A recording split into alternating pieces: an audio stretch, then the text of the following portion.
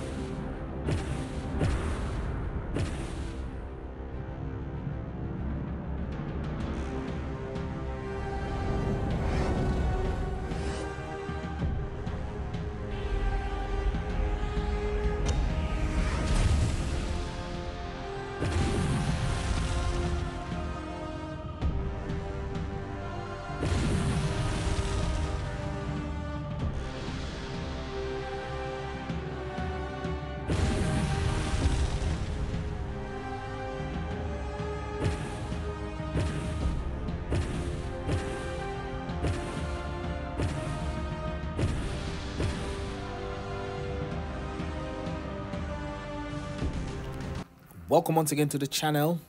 I'm Octane, your host, and we're gonna take a look at the new deck for the next Light Slayer event. So this deck is a Chaotic Killer deck, which I think will work pretty nice, especially if you are a very competitive player within Legendary Game of Hero.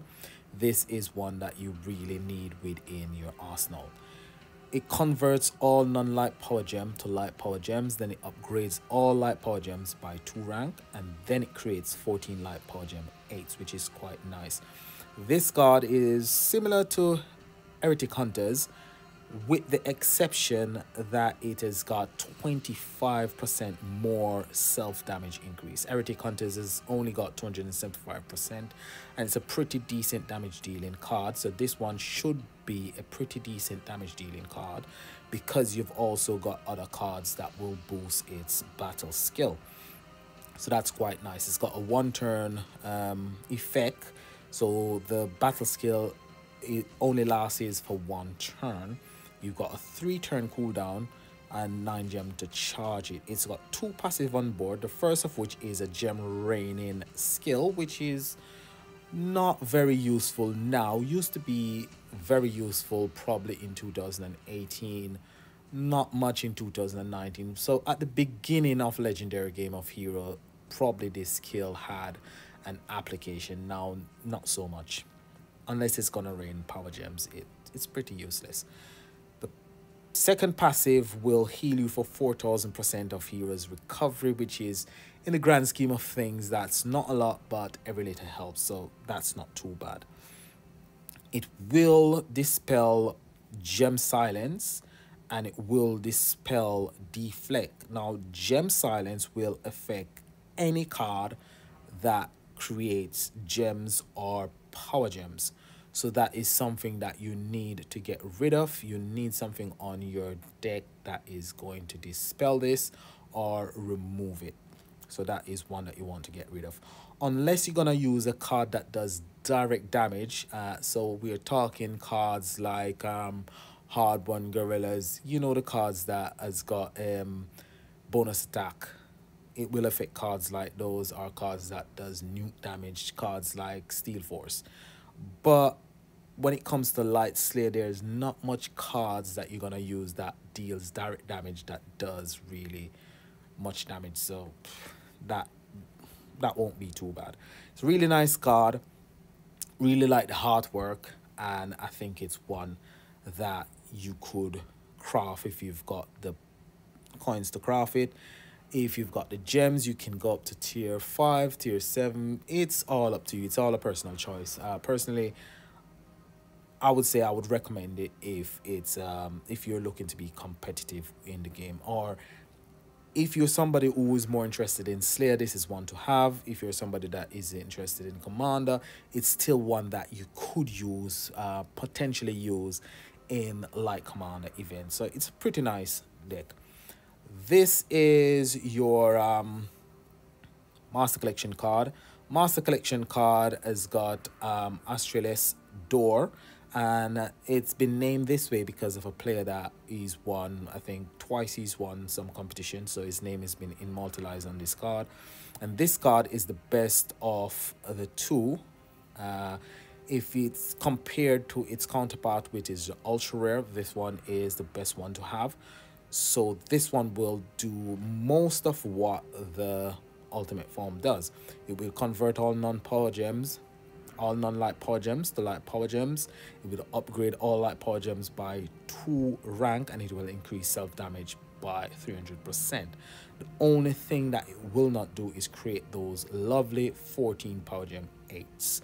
It's got the passive ability to heal you as well, and it's also got the ability to dispel deflect, which, as I said, is not too much of a bad debuff. Now this is your ultra rare, and your ultra rare creates the 14 power gems that your ultimate form creates. It's also got the passive ability that rains gems. So all in all, the Master Collection card is far better than the ultra rare.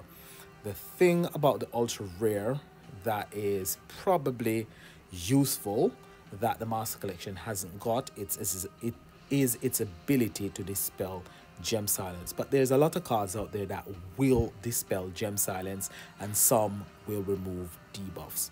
So if we take a look at the main hero for this week, the main hero is not too bad for those of you who are just starting out in the game, or those of you who haven't got really a wide range in your collection.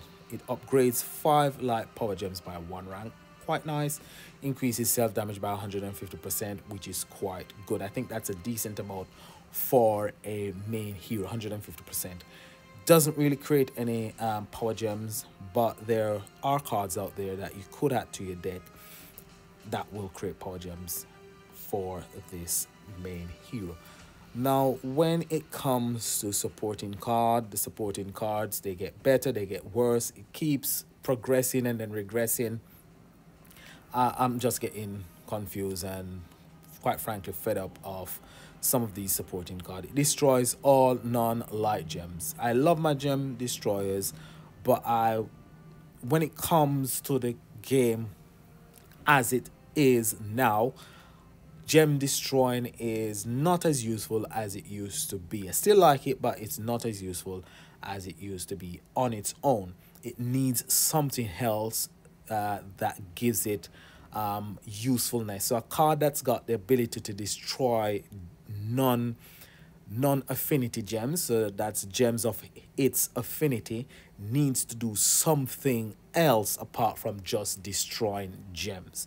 So personally for me, this one is absolutely useless. So the deck overall, I would say it's something that you could go for if you've got the gems or the coins. It's one to have within your collection. So if we take a look at Slayer cards that are Chaotic Killer, ones that we've got, the oldest of which is this one, Relentless Scholar. And Relentless Scholar is the one that will do direct damage because it has got the bonus attack. It's also got the ability to create a ultimate gem. Not gonna comment too much on the ultimate gem because it's absolutely garbage. Creates 3 light power gem 4s, 4 power gem 2s, and receive the bonus attack buff. And the bonus attack buff, these are exactly 150% of the main damage. Now, if you could get this card to do really decent damage, say you could get this card to deal probably 200 quadrillion, the bonus attack would deal exactly 350 quadrillion damage. But as it stands, a card like this, if you even got it awakened 5 times at 6 pink star, it's not going to deal anywhere in the region of, say, 30 quadrillion. Never, ever will deal, because, as I said, you've got that power creep that has been in the game for quite a long time. Network told us when they brought in ultimate forms that it will get rid of the power creep, but the power creep has been creeping in quite fast, especially in the last 6 to 8 months. Now, Astral Anomaly is one that will give you a bit of boost to your chaotic killers. Doesn't really give you much. It gives you 60% attack boost and 1% per 20 chaotic killer intensity. So this is probably usable if you haven't got anything else to give you the killer skill, but it's not brilliant.